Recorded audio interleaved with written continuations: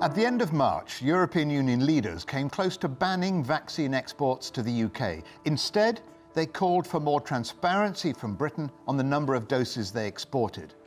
This is just the latest chapter in a long and a grinding vaccine dispute.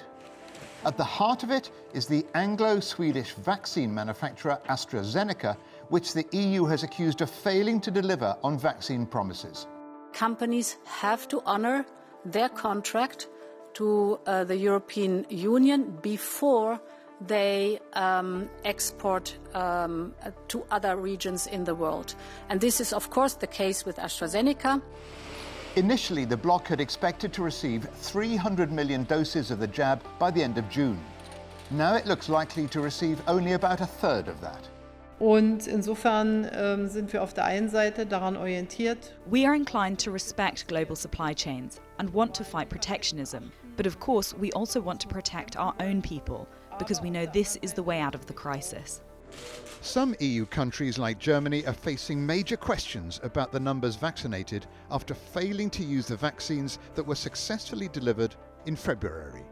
Some believe that EU scepticism about the AstraZeneca vaccine hasn't helped. In January, the French president, Emmanuel Macron, claimed it was quasi-ineffective for people over 65.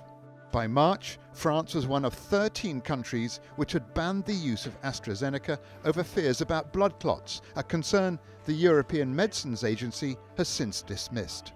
La décision qui a été prise en conformité aussi avec The decision which has been taken, in conformity with our European policy, is to suspend, by precaution, vaccinating with the AstraZeneca vaccine. Some EU states still have confidence in the bloc scheme, especially smaller countries who would otherwise struggle in the international scramble for vaccines. But critics of the European Commission's joint procurement scheme say it didn't bet big enough or early enough on the world's leading vaccines. The bloc only signed its contract for the Pfizer vaccine several months after the United States and Britain. The UK's capacity to fast-track these regulatory approvals has also raised questions over the dreaded B word, Brexit. The partnership we have with our European colleagues is very, very important. We continue to work with them. Vaccines, as you know, are the product of international cooperation.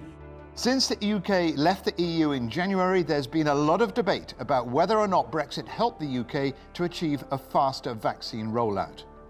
Could London have carried out a fast-track approval while it was still in the bloc, or would it have been under too much pressure to stay in line with the EU's procurement scheme?